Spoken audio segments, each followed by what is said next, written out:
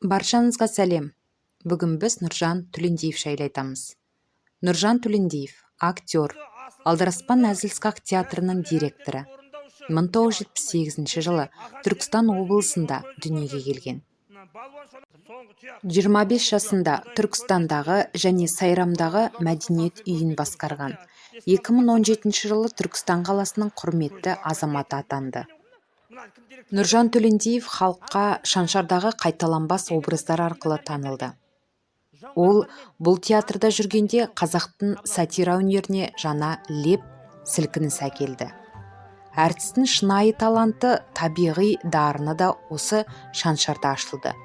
Ерекше қабілеті мен еңбекқорлығының арқасында аз уақытта өзін мойындата білді.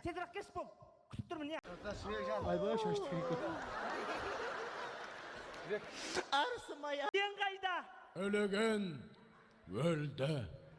Жағын қатсын, мәкіл құланбай, Фарида Шәріпова, Тоңышбай Жаманқұлов. Талантты актер көпшіліктің көңілін жаулап алғаны соншалық, жұрт оны сомдаған кейіпкерлерінің атауымен Тука, Қошан деп атап кетті.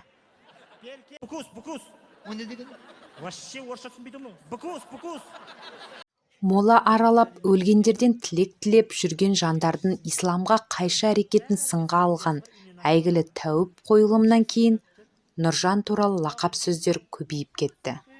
Ақтырналар 9 жерінен пышақтап кетіпті, бет аузы бұзылып, сахнаға шыға алмай қалыпты деген сияқты әңгімелер желдей есті. Жұрт қайта-қайта маза бермеген соң, Қазақстан Шымкент телеарнасына шығып, өзінің аман есен екенін дәлелдеуге мәжбүр болды. Ол аздай кейінірек Нұржан сотталып кетіпті. Қарызынан құтыла алмаған соң өз-өзіне қол салыпты, ішкілікке салынып кетіпті деген сынды жел сөздер оттай лаулады. Жаралы сезім фильміндегі Арайдың рөлін ойнаған қарындасындай қызбен қосып қойғандар да табылды. Дегенмен, бұдан Нұржанның салы суға кеткен жоқ.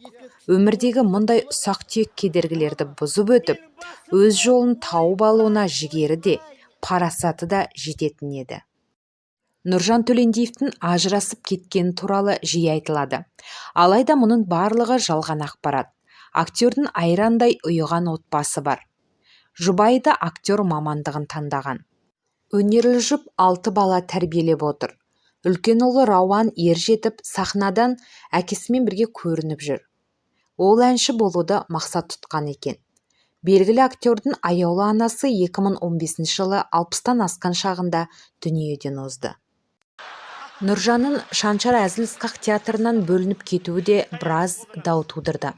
Нұржан жұлдыз секілді белді әртістердің бөлек отау құруы театр директоры Уәлибек Әбдірайымовқа ұнай қойған жоқ.